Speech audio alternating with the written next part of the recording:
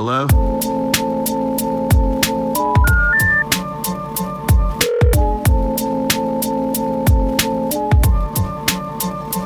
Telephone. I'll call you right back. Call you right back. Telephone. I'll call you right back podcast. Every week I listen to that intro, and I enjoy the music. After all these years, still slaps. Welcome back to another wonderful episode of I'll Call You Right Back podcast. My name is Chad Medved. I am the creator, I am the host, I am the captain of this ship, and I do this podcast each and every week. But you might have noticed last week I skipped a week. We were a little bit busy, been a little bit chaotic recently. A lot of stuff in the works, a lot of things going on. More importantly, and most importantly, fall is here. Just got back from a wonderful walk. We've been going on hot girl walks with my wife and both of my daughters, both of my dogs, and we'll go down to the trail, walk for a little bit, and the weather outside has been superb. I mean, I don't think it could be much better, and that's like a pillar about the subject matter that we're going to be talking about this week. I know that I said that I didn't do an episode last week, and that's for good reason. So you're listening to this right now, and hopefully you have tickets, because tomorrow night at Bottlerocket, me and Odd Pittsburgh are throwing the Halloween event of the century. Maybe not the century, but definitely of the evening. Three Rivers Tales of Terror is a live show of a curated list of spooky stories and haunted history about the Burgh. And John from Odd Pittsburgh is right there beside me while him and I, talk about these stories and tell these spooky ghost stories to a sold out crowd. Bottlerocket up in Allentown is a wonderful event venue, and me and John have been working with them now for a few months. This is going to be our third show, but this one is very important because this is the first official sold out show, and I am, I'm beyond proud of it. I'm beyond proud of it because for more than one thing. Me and John put this together. Just like us, we put this out here. We put this show together. The first time it was a success.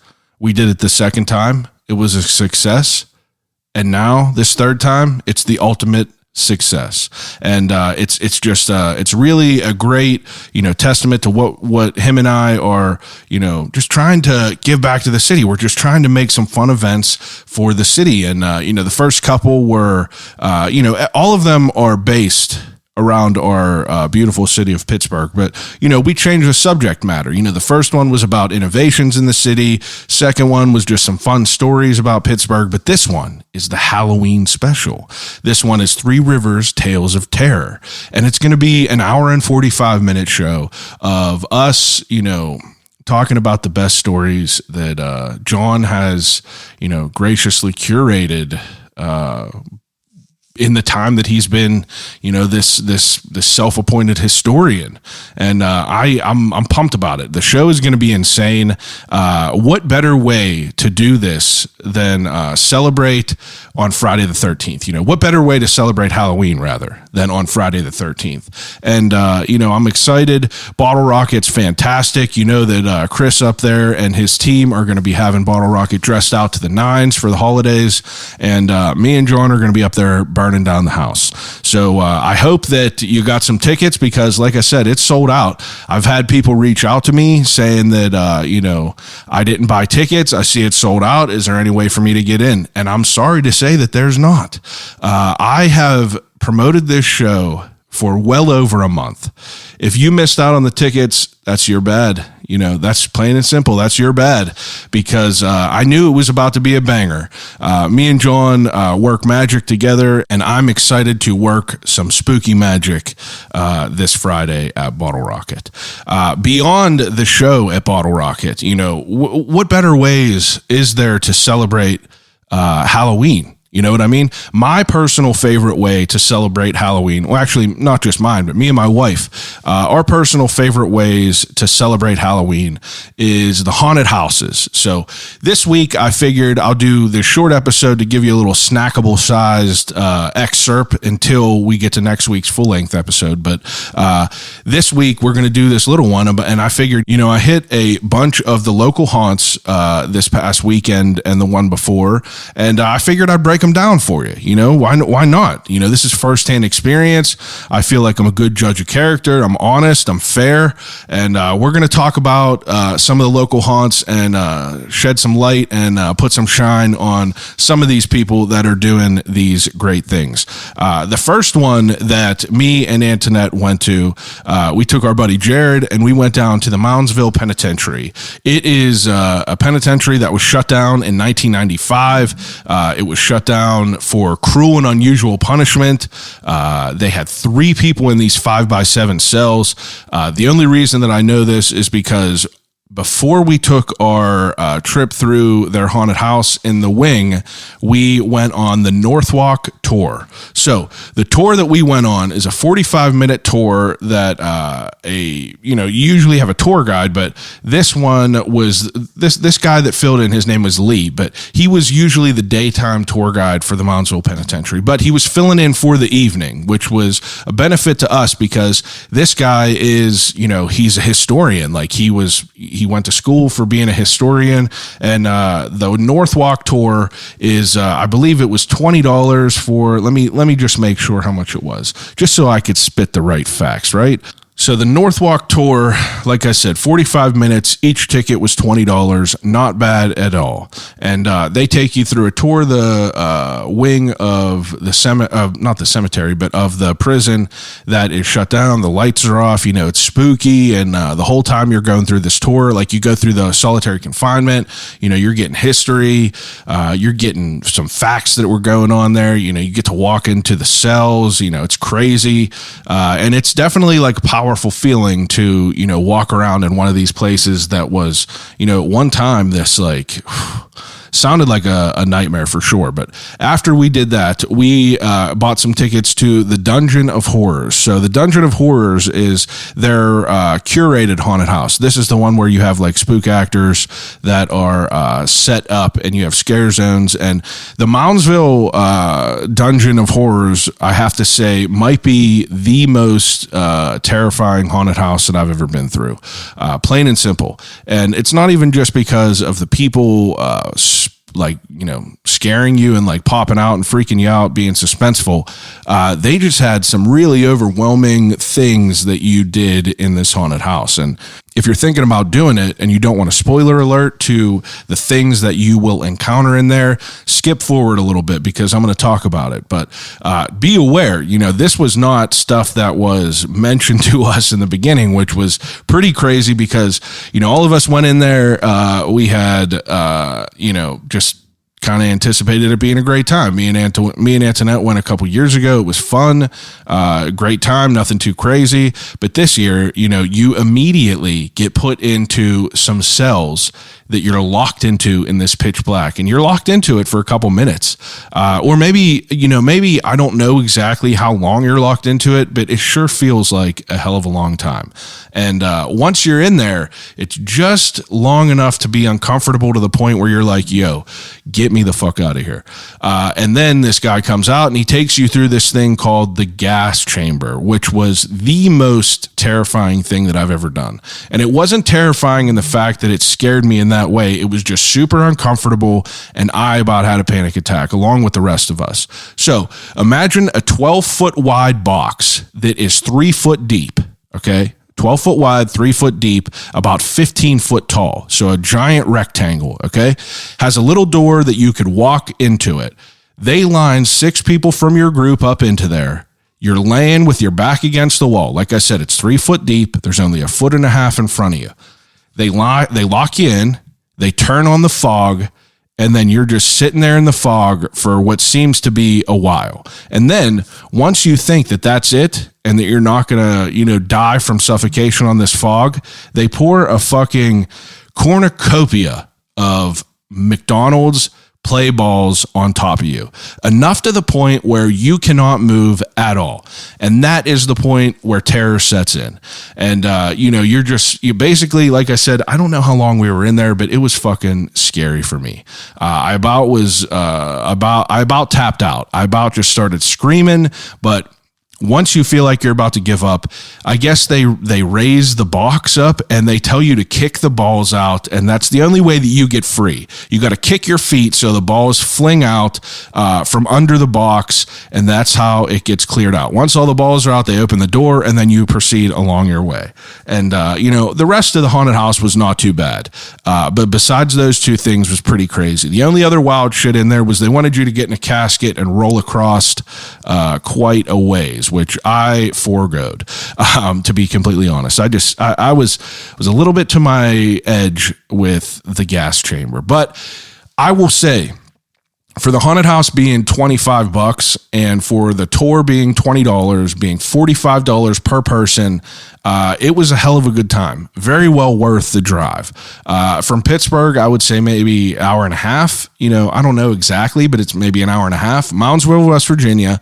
I'm about to do a day tour. I tried to contact them to get the tour guide on here as a guest, to which it fell on deaf ears.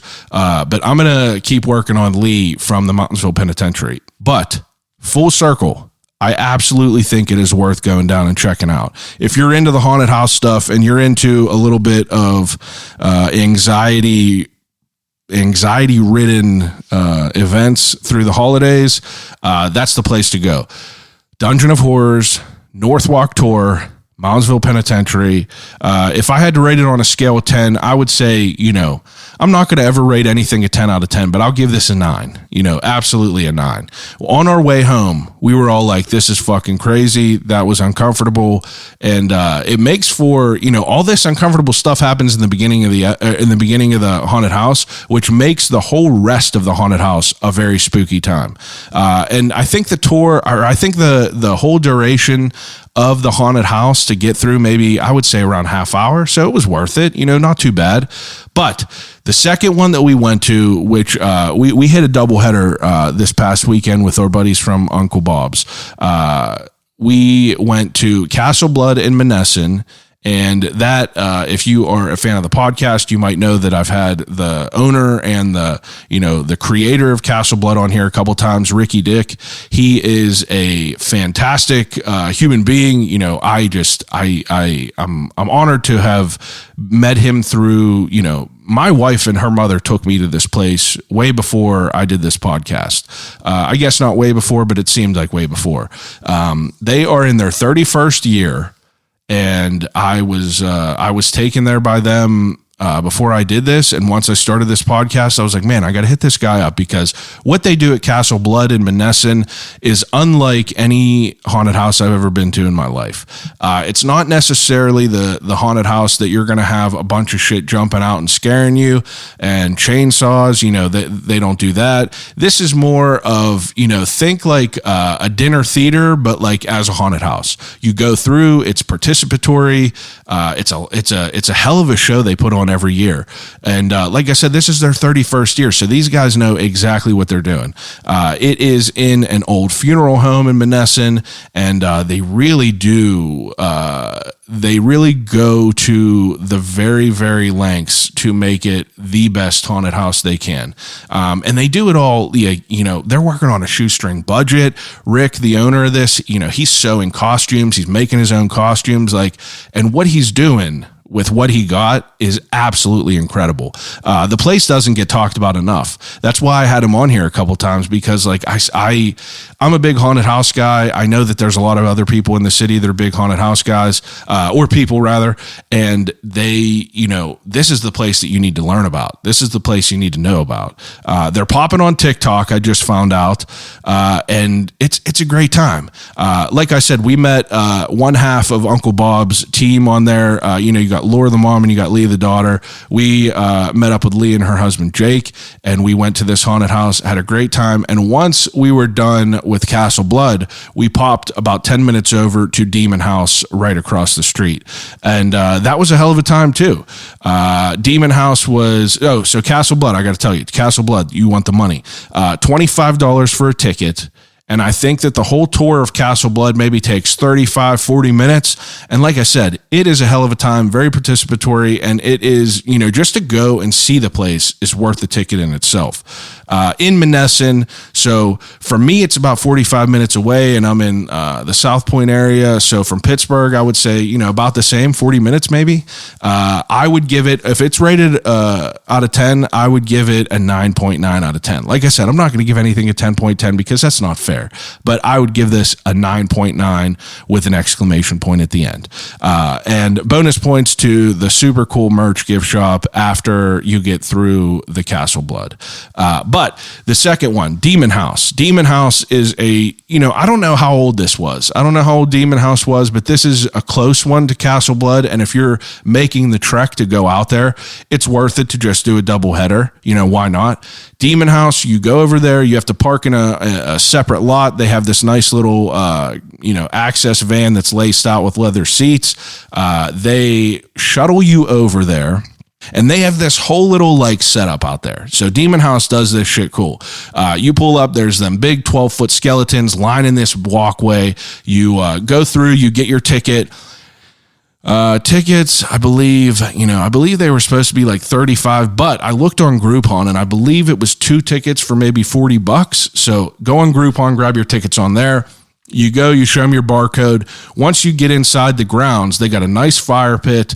They got a little snack bar. Bring your wallet, that is for sure. But they got a little snack bar if you're looking for something. Probably the coolest thing that they have on their grounds is while you're waiting for a while, instead of just standing in a line, they have an outdoor movie set up. Okay, so you go and they have a couple little rustic benches, and this is all in the dark, and they got a little projector screen, and they were showing Freddy versus Jason.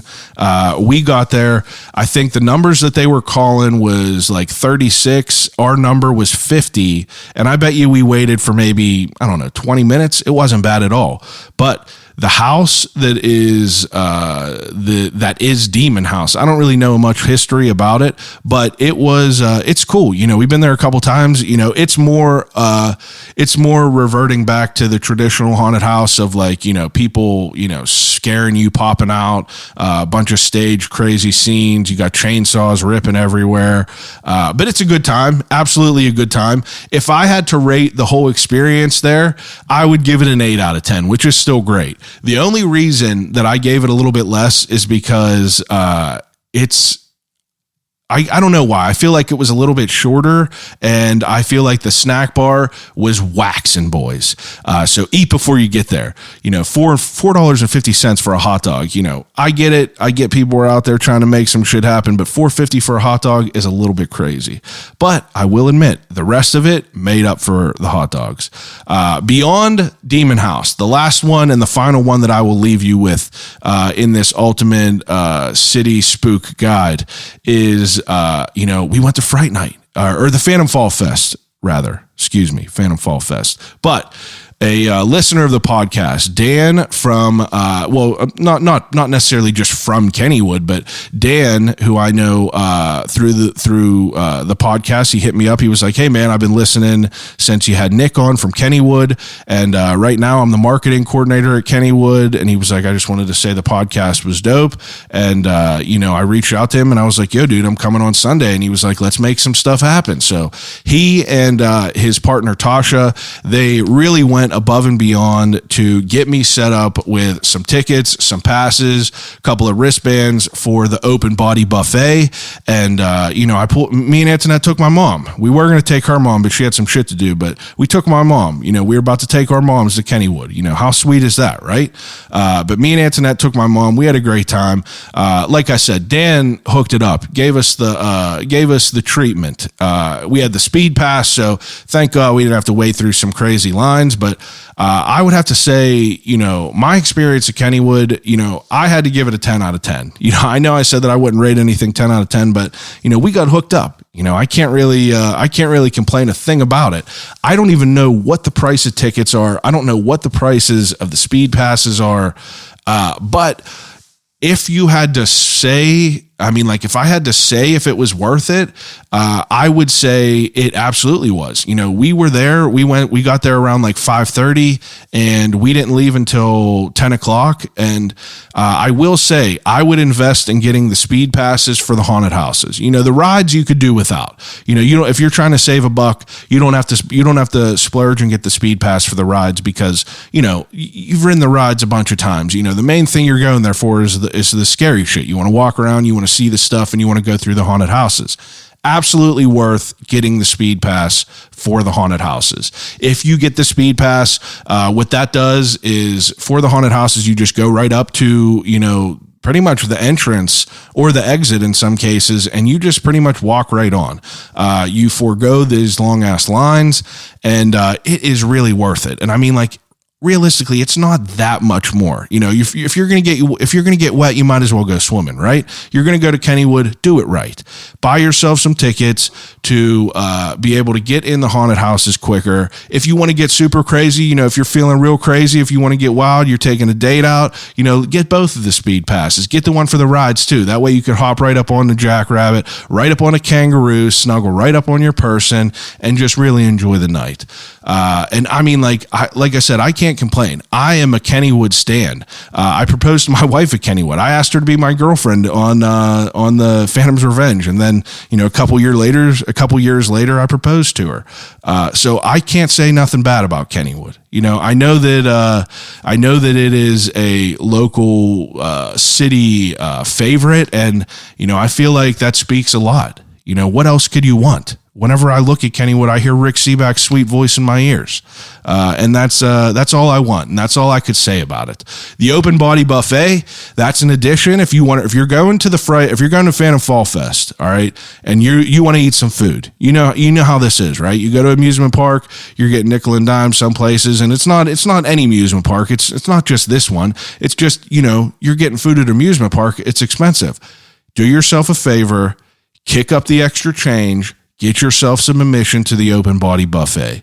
I didn't know what it was going to be at all, but they had a charcuterie board in there. They had hot wings that were banging. They got chicken strips that were banging. They got hot sausage. They got ribs. They went to the nines for that. That's over by the steel curtain. And I have to say, it seemed pretty worth it to me. But my whole experience at Kennywood, like I said, I can't complain. I can't complain one damn bit. And I got to thank Dan. I got to thank Tasha. I got to thank Kennywood. I got to thank everyone that was involved with it and all the people that are working there, because I had a hell of a time. There's 6 haunted houses, and we went through every single one of them. And, every year they're great. They really do a good job with what they got to work with there. Every places that are not haunted houses, I believe they say the scare zones, if you would call them that. They got some in Lost Kennywood. They got some along, all the other corridors over by where the kangaroo is. And they do a great job. I'm sure you've been to Kennywood in the last 15 years during the fall time. And it don't get old. So I'll leave you with that. I wanted to do a little bit of a shorter episode, let you know what's going on with the haunted houses around here, because I love it. I love Halloween. I'm excited about it. That's why we're throwing this show.